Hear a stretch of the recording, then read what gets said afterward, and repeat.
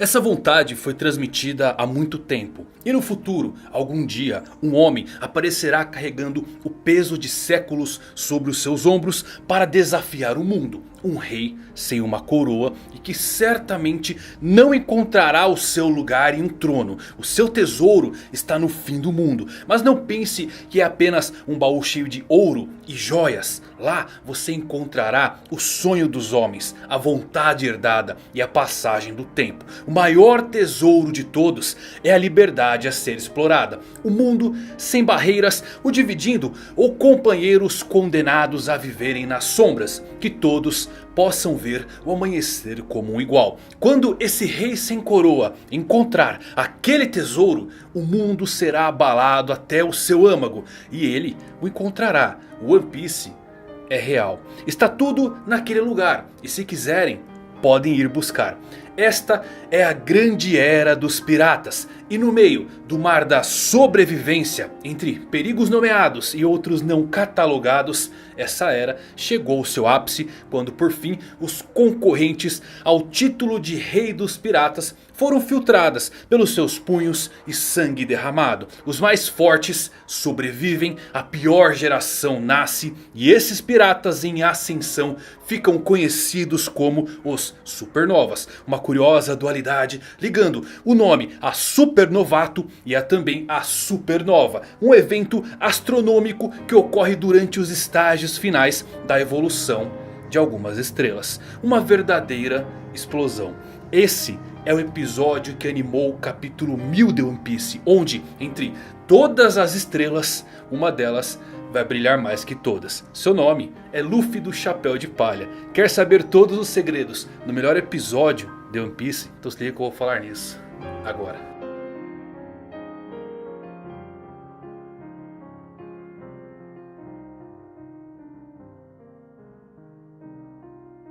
Fala galera, Evandro Fusari com mais um vídeo pra vocês. Como é que vocês estão? Espero que todos vocês estejam maravilhosamente bem. Eu acho que estão. Que episódio foi esse? Na minha humilde opinião, o melhor episódio já feito de One Piece. Tem tudo, cores fantásticas, transições, diálogos belos, emoção. Uma verdadeira montanha russa esse episódio. Você se diverte, você se emociona, você fica nostálgico. Esse é o episódio 1015 de One Piece que traz o capítulo 1000 completamente animado. E eu reuni várias informações aqui para explicar ele completamente para vocês. Então assiste até o fim, mas não se emocionem, calma, espera chegar até o fim. Se você é novo no canal, aproveita para se inscrever. Escritão que é Mangalático, dispara o like. E agora com vocês, tudo sobre o episódio 1015.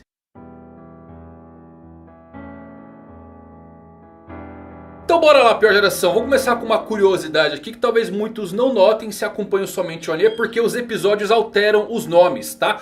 Nos capítulos 999 e 1000 do mangá foram feitos para serem conectados entre si as capas desses capítulos. Eles vêm como um par. E curiosamente quando pegamos os nomes dos dois capítulos, vira algo incrível. O do 999 é o Sake que eu preparo esperando por você. E do capítulo 1000, Luffy do Chapéu de Palha. Vira então o Sake que eu preparo esperando por você, Luffy do Chapéu de Palha. O Sake que eu preparo esperando por você é um verso do Mangyoshou, que é uma das mais antigas compilações de poesia japonesa. E nele fala sobre solidão e impaciência de quem espera o retorno de alguém. A preparação do sake, a bebida divina, foi então considerada uma bebida mágica, capaz de proteger alguém que estava longe, voltando de uma longa espera. E é simplesmente maravilhoso quando você pensa no real significado por trás desses nomes. Já nosso episódio abre com um belíssimo flashback de Yamato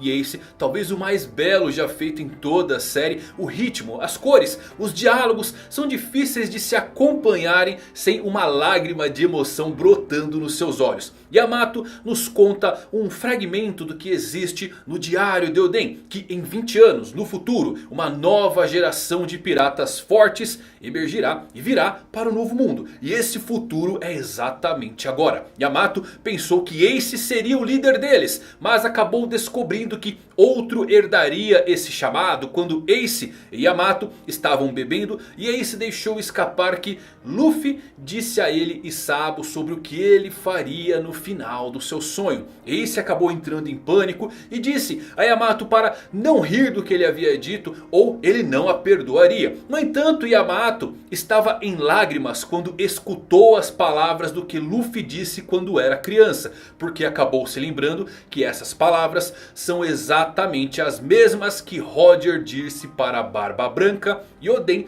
logo após a luta deles. Ace e Sabo realmente acreditavam que Luffy poderia completar esse sonho. Então Roger disse a Barba Branca e Oden a mesma coisa que o Luffy disse a Sabo e Ace. Mas o que exatamente eles disseram? Eu serei o rei dos piratas? Não, isso é simplesmente óbvio. Porque Oda esconderia de nós essa frase que fez seus companheiros rirem? Se lembrem que na época que Roger disse isso, não existia o título de rei dos piratas ainda. No capítulo 506 do mangá, Shanks diz a Rayleigh que encontrou um garoto que dizia as mesmas coisas que o seu capitão. Luffy nunca se importou com títulos e posses. Ele negou a grande frota ser chamado de imperador porque não almejava nada daquilo. Ele só queria viver as suas aventuras. Roger disse a Rayleigh quando eles se conheceram: o que você diz sobre virar este mundo de cabeça para baixo comigo? O que Luffy e Roger disseram é possivelmente um verdadeiro sonho que Luffy contou aos seus irmãos naquele dia. E percebam como isso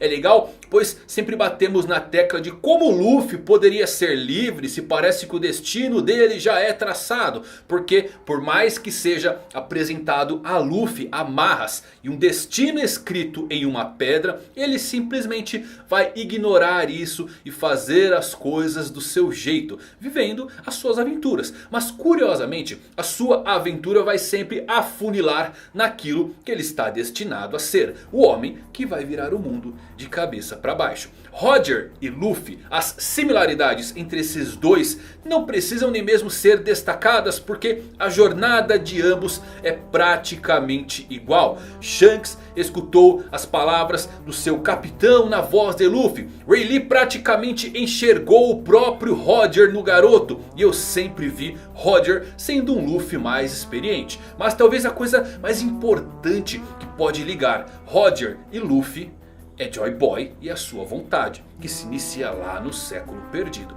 Ace e Yamato fazem referência ao sonho secreto que Luffy e Roger compartilham. Eu tenho quase certeza que o sonho de Joy Boy se alinha com o que Roger e Luffy disseram. A vontade dos D se conecta a isso e o One Piece é a chave. As três coisas que não podem ser interrompidas: o sonho dos homens, a vontade herdada e obviamente a passagem do tempo. Tudo isso se afunila em apenas um objetivo: o sonho dessas três figuras. Talvez seja algo que pareça bobo no início, mas na verdade tem um significado muito mais profundo quando você analisa o que se passa no mundo de One Piece. Divisão, segregação, escravidão. Existe um livro chamado A Enciclopédia das Coisas que Nunca Existiram, um livro que detalha mitos, e nele temos curiosamente o mito da divindade Joy Boy, o homem que personifica a necessidade humana de cantar, dançar e comemorar.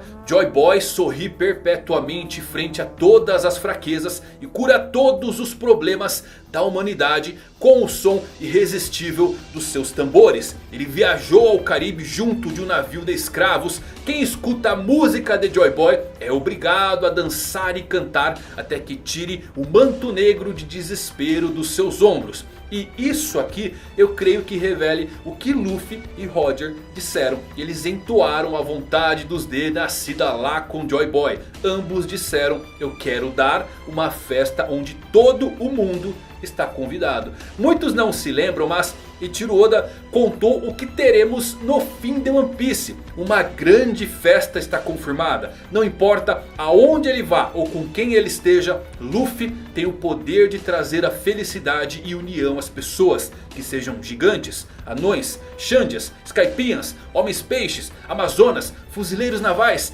piratas, gente comum, animais selvagens. Luffy comemora com todos eles. Luffy com o seu navio de 1000 sóis, Laugh Tale e a localização do One Piece será o local do que deveria ser a maior festa de todas. Uma peça, uma paz, se você quiser. Um lugar destinado a unir todas as espécies do mundo e celebrar como iguais. A maior festa do mundo pode ser sonhada por uma criança e por um adulto. E inclusive fazer esse adulto rir. Certamente o mundo clama baixinho por isso também. E quando o homem com 800 anos de história nas costas começar a tocar o seu tambor com seu sorriso crescente, não teremos somente um banquete. A resposta do que acontece já nos foi mostrada, porque todo o arco de One Piece acaba com um banquete ou uma festa, porque ninguém resiste ao ritmo de um garoto alegre como Joy Boy. Os mantos negros do desespero caindo aos pés do maior poder dos mares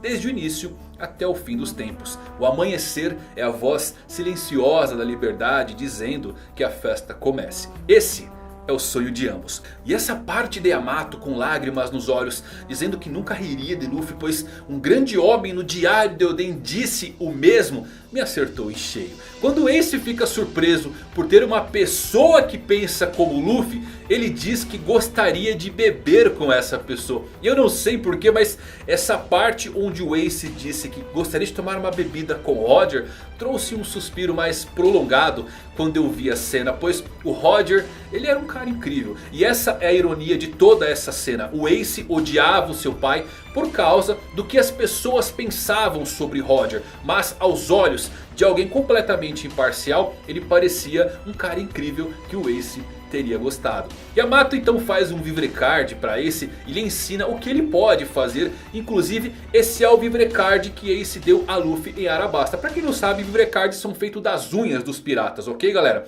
Então eles se despedem esperando que o Vivrecard os reúna novamente. O que nunca ocorreu porque o Vivrecard de Ace foi consumido há 2 anos quando ele infelizmente morreu. Uma cena de cortar o coração. A transição de Ace nos braços do Luffy surgindo depois nos braços de Yamato é simplesmente genial. Em seguida voltamos ao presente onde Yamato explica a Momonosuke o que Oden disse em seu diário sobre como uma nova geração de piratas fortes iria emergir para derrotar Kaido 20 anos no futuro. O legal é que esse episódio acaba confirmando que em Laugh Tale temos o tesouro One Piece, mas também informações proféticas sobre a era atual. E enquanto ela narra sobre essa profecia, vemos Luffy chegando ao último andar de Onigashima para descobrir que Kid já está lá com seu fiel companheiro. E Law também usou seus poderes para chegar ao telhado junto de Zoro. Então vemos Luffy, Zoro, Kid, Killer e Law na frente de Kaido e Big Mom. E uma cena difícil de explicar com palavras.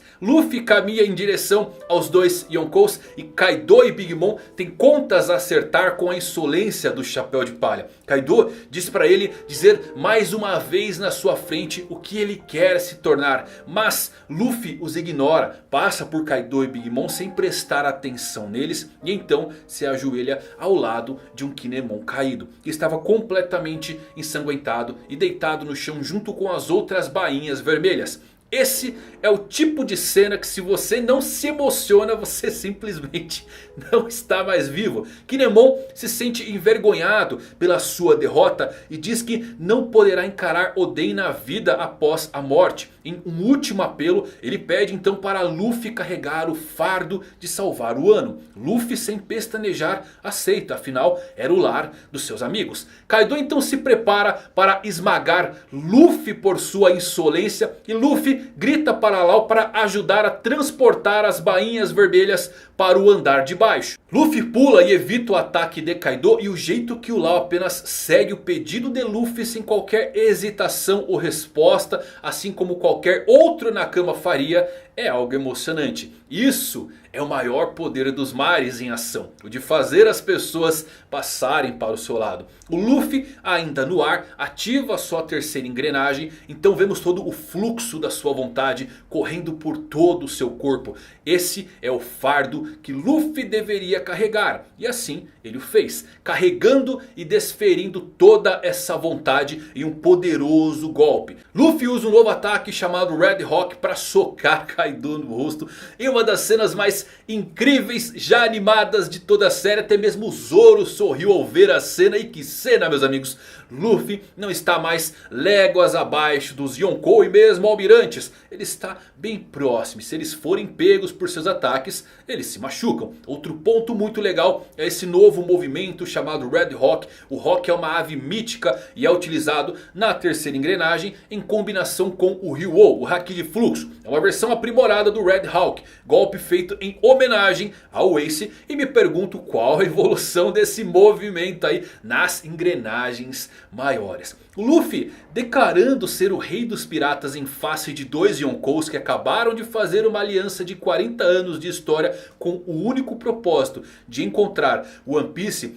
É um momento simplesmente icônico. Talvez muitos não percebam qual importante, especial e emocional essa jornada é para o autor Eiichiro Oda. Luffy se declarando rei dos piratas de vez em quando é mais levado como uma piada do que a sério. Mas desta vez, meus amigos, é pra valer. Kaido acabou de vencer 9 bainhas que foram inflexíveis na vingança por 20 anos inteiros. E um bando de crianças apareceu para desafiá-lo e arruinar os seus planos. Kaido deve estar simplesmente furioso. E esse episódio toma um sabor especial quando você voltar e reler o primeiro capítulo da série do One Piece. Lá você vai se deparar com o mesmo Monkey D. Luffy declarando que ele se tornaria o rei dos piratas logo após atingir um soco em tanto e um rei do mar. Aqui ele está declarando que se tornará o rei dos piratas após atingir o imperador do mar. Mas que por acaso também é chamado de a criatura mais forte do mundo. E é somente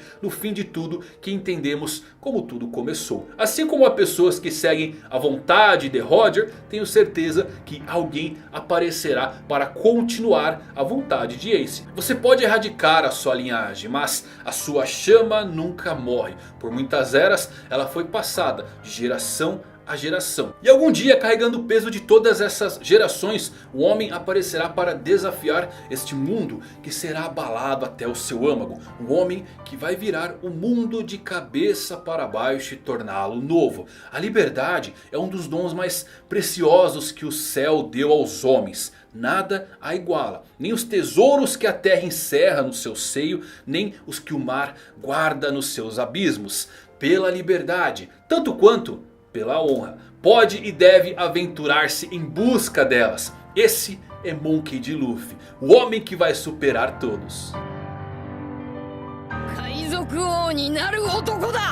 Isso é One Piece. Impossível não se emocionar com uma série que traz uma mensagem tão positiva para fora das telas. Uma mensagem sobre igualdade, sobre liberdade, sobre você ser uma pessoa melhor. Não importa se você começa dentro de um barril, não importa. Porque você pode trilhar a sua jornada. Você tem um ponto final. Você tem uma última ilha e um tesouro. Você só precisa cruzar toda ela. E no decorrer disso, muitas coisas boas vão acontecer. Começou num barril e pode chegar lá na frente como sendo um salvador. Como sendo uma pessoa que muda o mundo. Então essa talvez seja a maior mensagem que o One Piece possa trazer para todos os fãs. Obrigado por ter assistido. Até a próxima.